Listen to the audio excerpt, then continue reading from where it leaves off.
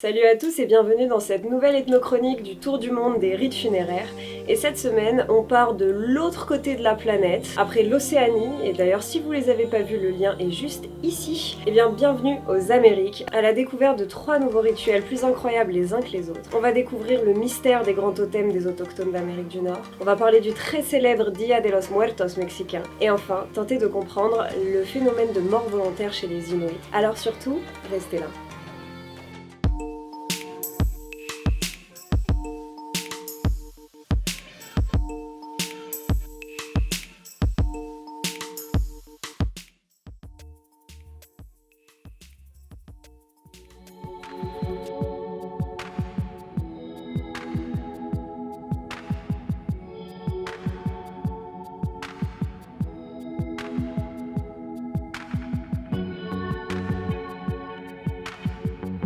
Vous avez certainement déjà vu ces totems-là qui vous font penser aux Indiens autochtones d'Amérique immédiatement. Bon, en vrai, des totems, il y en a en Afrique, en Australie aussi, mais là, c'est pas le sujet de cette vidéo. Parce que là, on va se concentrer sur les mâts totémiques d'Amérique du Nord, et plus particulièrement ceux de la tribu Haïda. Et si on en parle dans cette vidéo sur les rites funéraires, c'est parce que vous ne le savez peut-être pas, mais en réalité, ces totems sont des tombeaux. Petite explication. Les Haïda sont un grand peuple autochtone du nord des États-Unis, ouest du Canada, sud de l'Alaska, et on considère que c'est l'un des plus anciens peuples des Amériques à fabriquer des totems. Aussi, ils ont des structures sociales complexes, c'est-à-dire qu'il n'y a pas de clan chez les Haïda. À la place, ils sont divisés en 2 groupes, les corbeaux et les aigles, divisés eux-mêmes respectivement en 22 et 23 lignages différents, chaque lignage avec son chef, et en plus, il s'agit d'une société exogame et matrilinéaire, donc les corbeaux doivent forcément se marier avec les aigles et les enfants feront partie du groupe dont fait partie la mère. Bref, je veux pas vous paumer, j'espère que je vous ai pas trop embrouillé, mais sans savoir ça, on a fait de gros amalgames sur ce que représentaient les totems. C'est aussi une société où on va rencontrer des classes, à savoir les nobles, les gens ordinaires et ce qu'on pourrait appeler les esclaves. Et lorsqu'une personne appartenant à la classe des nobles est décédée, il était d'usage de monter un mât totémique mortuaire, donc des grands totems de 15 à 20 mètres de haut, en son hommage. Et, quelque part dans ces grands mâts, parmi les différentes figures, il y avait en fait une boîte où reposait le corps du défunt concerné. Et comment on fait rentrer un corps là-dedans ? Eh ben, il y a 2 options. Généralement, le corps attendait de toute façon pendant minimum 1 an dans une boîte, une maison mortuaire, parce qu'il fallait bien le construire, ce mât, à l'annonce du décès, et que les figures représentées dessus ne sont pas du tout choisies au hasard. Donc pendant 1 an, le corps sera tatiné, et puis parfois, il arrivait qu'on le brûle aussi. Ainsi, on pouvait mettre la dépouille, qu'elle soit d'os ou de cendre, dans une petite boîte et la cacher dans le totem. Au bout d'un moment, il était d'usage de ramener ces totems sur la plage ou dans la forêt afin qu'ils disparaissent et qu'ils retournent entièrement à la terre. Et les colons, découvrant ces totems et ne comprenant pas les organisations et les croyances des Indiens d'Amérique, ont popularisé la fausse idée que ces totems représenteraient la hiérarchie sociale du groupe avec le chef en haut et la plèbe, la populace, en bas. Ils trouvaient que c'était un très bel objet, du bel art autochtone et se sont appropriés ces mâts dans des musées.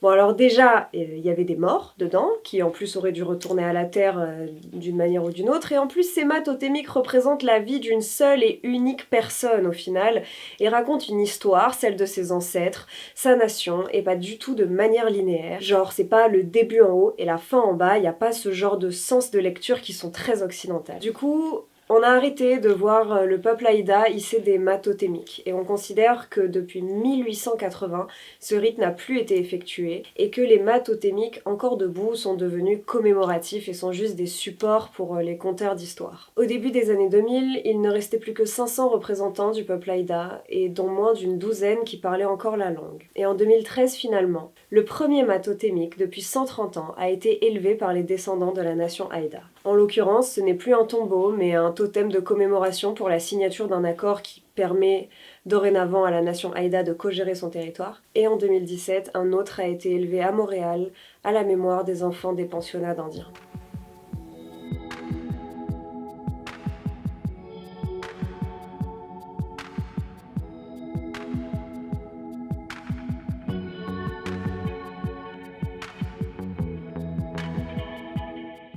Pour ce deuxième rituel, on descend au sud, au Mexique, pour un jour particulièrement festif que, là aussi vous connaissez sûrement tous, El Día de los Muertos, le jour de la grande sauterie entre les morts et les vivants.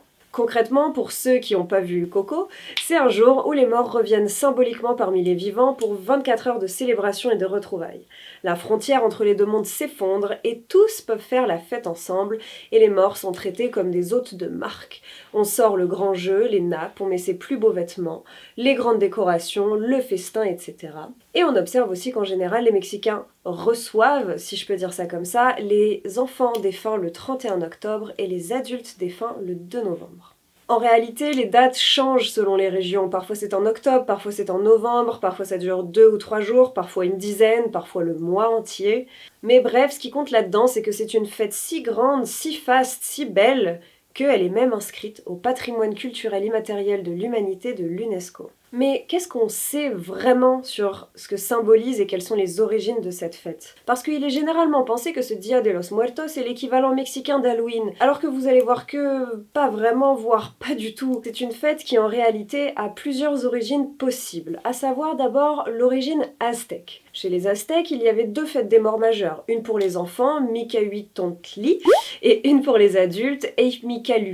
Et c'était 2 fêtes d'environ 20 jours qui arrivaient à la fin de l'été, qui démarraient par la coupe d'un arbre dont on retirait l'écorce et que on recouvrait de fleurs. Les Aztèques, ils avaient une conception cyclique du temps et donc la mort, dans ce cas-là, elle fait partie intégrante de la vie. La deuxième origine probable est une origine européenne, parce que dans l'ancienne Europe, il y avait toujours des fêtes païennes à l'automne, avec des feux, des festins, des danses, etc., qui étaient si importantes pour le peuple que l'Église catholique a fini par les adopter non officiellement en 2 jours, à savoir la Toussaint et la Saint-Défunt.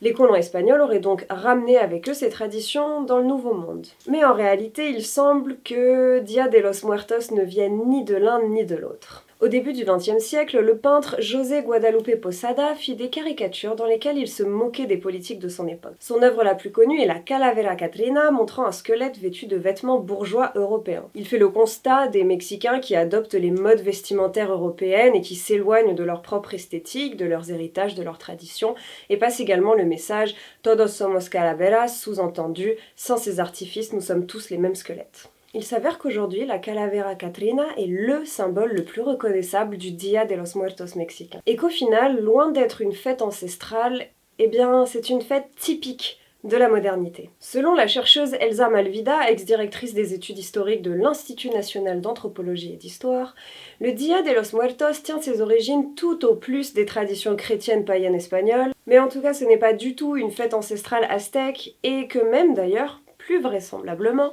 la fête des morts mexicaine serait une tradition inventée de toutes pièces et propagée par des intellectuels nationalistes mexicains durant la présidence du général Lázaro Cárdenas entre 1934 et 1940 pour renforcer le sentiment nationaliste face aux puissances européennes. Et donc, El Día de los Muertos serait un parfait exemple de tradition inventée.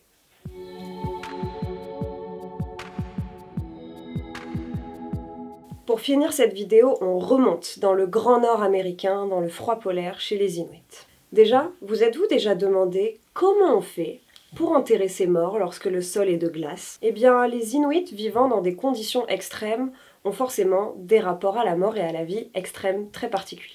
On rencontre là-bas ce qu'on appelle le suicide institutionnel. C'est-à-dire qu'en fait, les Inuits prévoient leur mort. Ils vont programmer le jour de leur mort pour pouvoir faire en fonction des éléments et ne surtout pas devenir un fardeau pour leur communauté. Alors les Inuits âgés et plus vraiment capables de faire face à donc ce mode de vie extrême mettent fin à leur jour en se suicidant. Soit ils se font aider par les leurs, en général par strangulation, soit ils se laissent mourir de froid et c'est ce qu'on appelle partir sur la glace. Depuis l'imposition du christianisme dans le Grand Nord, donc depuis les années 80-90, on a commencé à voir apparaître des caveaux externes pour y mettre les morts. Mais aussi des services sociaux se sont implantés et donc les personnes âgées sont de moins en moins un poids pour leur famille et du coup le suicide institutionnel disparaît parce qu'en réalité il s'inverse. Aujourd'hui, ce sont les jeunes de la population inuite qui deviennent un poids, parce qu'ils sont vite désœuvrés, pauvres, confrontés aux problèmes de drogue et d'alcool, et que donc ils ont peu de moyens d'aider leur famille à subvenir à leurs besoins, et ils sont même, eux, un poids plus vite. Et du coup, ce sont les jeunes aujourd'hui qui pratiquent une nouvelle forme de suicide institutionnel. Voilà, c'est la fin de cette nouvelle vidéo sur les rites funéraires du monde. J'espère qu'elle vous a plu. N'hésitez pas à me dire tout ce que vous en avez pensé dans la barre de commentaires.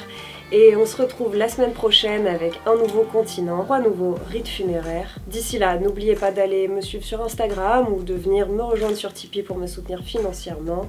Et du coup, moi je vous dis à dans une semaine pour une nouvelle ethnochronique.